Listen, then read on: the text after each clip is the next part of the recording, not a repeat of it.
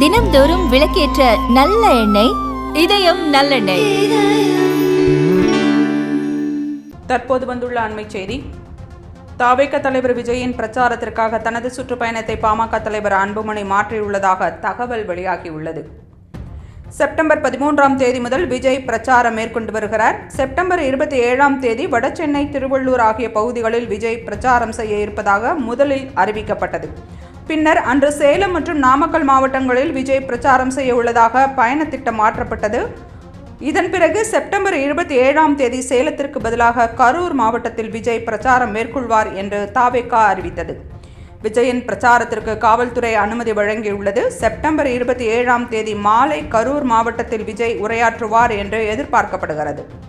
இந்நிலையில் விஜயின் பிரச்சாரம் நடக்க இருப்பதால் தனது சுற்றுப்பயண திட்டத்தை அன்புமணி மாற்றியுள்ளார். செப்டம்பர் 27ஆம் தேதி கரூரில் சுற்றுப்பயணம் மேற்கொள்ள அன்புமணி திட்டமிட்டிருந்தார். அதற்கு பதிலாக திண்டுக்கல்லில் சுற்றுப்பயணம் மேற்கொள்வார் என்று தெரிய வந்துள்ளது. செப்டம்பர் 28ஆம் தேதி கரூரில் அன்புமணி சுற்றுப்பயணம் மேற்கொள்ள திட்டமிட்டுள்ளதாக தகவல் வெளியாகியுள்ளது.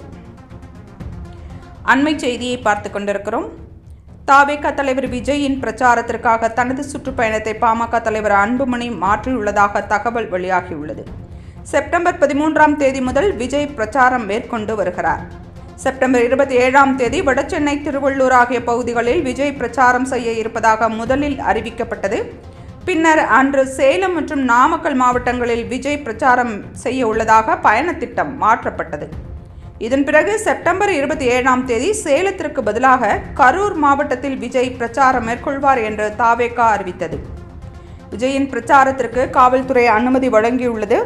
செப்டம்பர் 27ஆம் தேதி மாலை கரூர் மாவட்டத்தில் விஜய் உரையாற்றுவார் என்று எதிர்பார்க்கப்படுகிறது.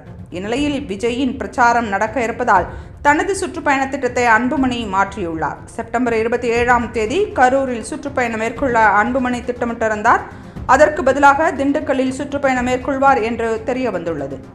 செப்டம்பர் 28ஆம் தேதி கரூரில் அன்புமணி சுற்றுப்பயணம் மேற்கொள்ள திட்டமிட்டுள்ளதாக தகவல் வெளியாகியுள்ளது.